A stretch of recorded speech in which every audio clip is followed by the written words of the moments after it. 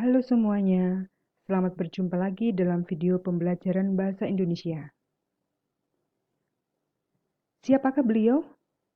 Tentu kalian mengenalnya.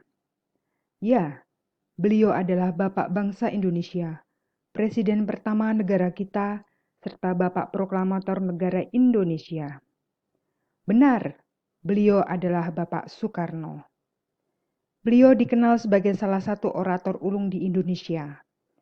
Berkat kecerdasan beliau dalam berbicara, Bung Karno mampu mempengaruhi rakyat Indonesia dan mengubah nasib negara Indonesia. Pidato yang paling bersejarah adalah pidato proklamasi.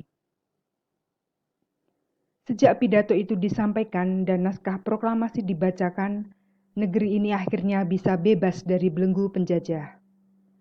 Seruan dan kata-kata Soekarno pada saat perjuangan merebut kemerdekaan telah menyatukan segenap bangsa Indonesia di bawah satu bendera, yaitu merah putih. Hal itu menunjukkan bahwa begitu dahsyatnya keterampilan berbicara sehingga mampu memberikan pengaruh, tentunya pengaruh yang positif untuk orang lain, bahkan mampu mengubah suatu keadaan. Lalu, apa hubungannya dengan video pembelajaran kali ini? Kali ini kalian akan belajar tentang teks ceramah. Apa saja yang akan kalian pelajari?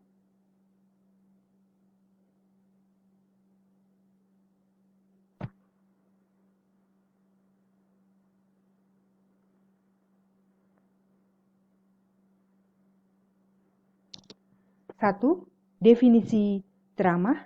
Dua, perbandingan ceramah dengan keterampilan berbicara yang lain. Tiga, fungsi ceramah. Dan yang keempat, struktur teks ceramah.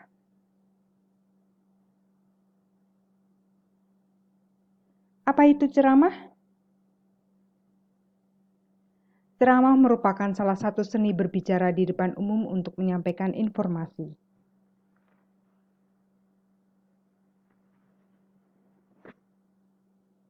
Lalu, apa perbandingan ceramah dengan keterampilan berbicara yang lain? Mari kita bahas satu persatu.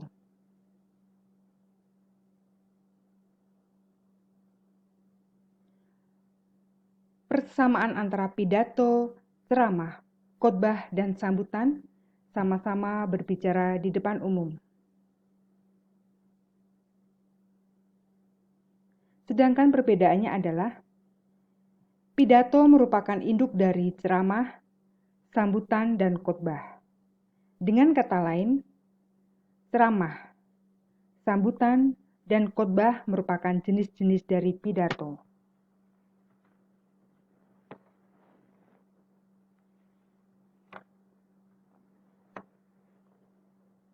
Untuk lebih jelasnya, simak penjelasan berikut ini. Ceramah.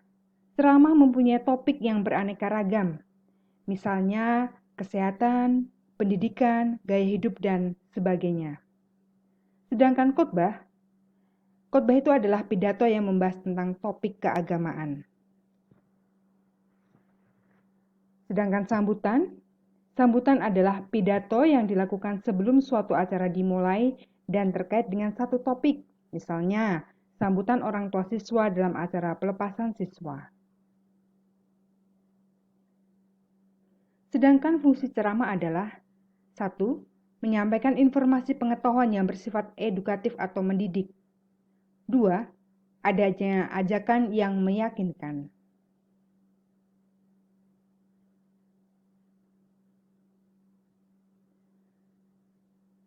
Lalu, struktur teks ceramah. 1. Pengantar yang berisi salam, sapaan, dan ucapan syukur. 2. Pengenalan isu yang berisi ilustrasi, pendefinisian, dan gambaran permasalahan umum. 3. Rangkaian argumen berisi uraian pendapat, informasi-informasi, dan kesimpulan. 4. Penegasan kembali berisi rangkuman, penguatan, dan saran. Dan yang terakhir, penutup berisi permohonan maaf dan terima kasih serta salam. Cermati contoh teks ceramah berikut sesuai setiap strukturnya. Kita mulai dari struktur yang pertama, yaitu pengantar yang berisi salam, sapaan, dan ucapan syukur. Cermati contoh berikut ini.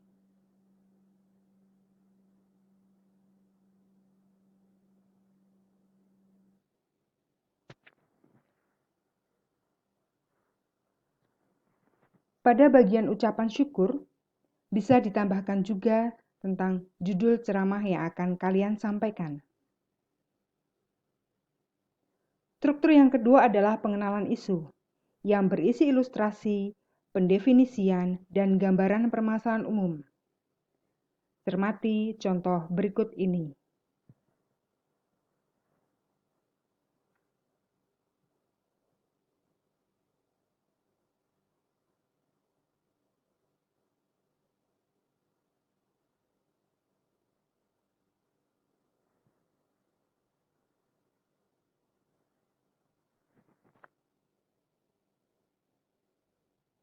Nah, di dalam pengenalan isu tersebut,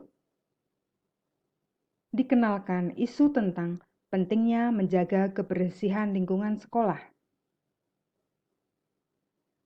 Struktur yang ketiga adalah rangkaian argumen yang berisi uraian pendapat, informasi-informasi, dan kesimpulan. Cermati contoh berikut ini.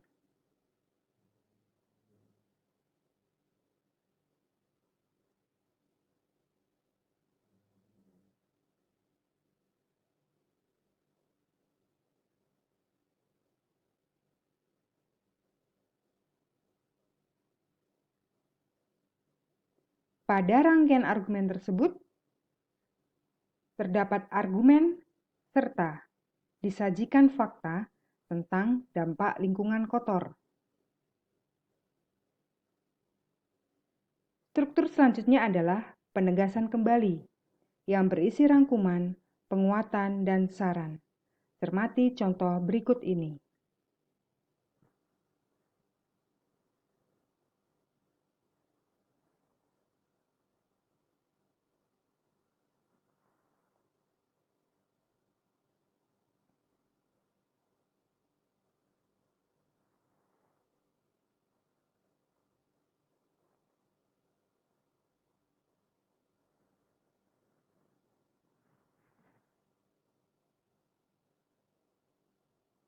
Pada struktur penegasan kembali tersebut, terdapat penegasan kembali yang berupa kesimpulan tentang ajakan dan perlunya menjaga kebersihan lingkungan sekolah.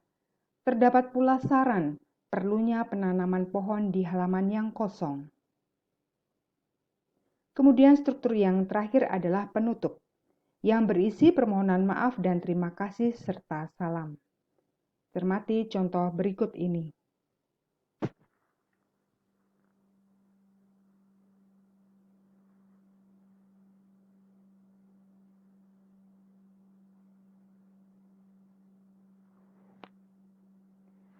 Demikian video pembelajaran kali ini.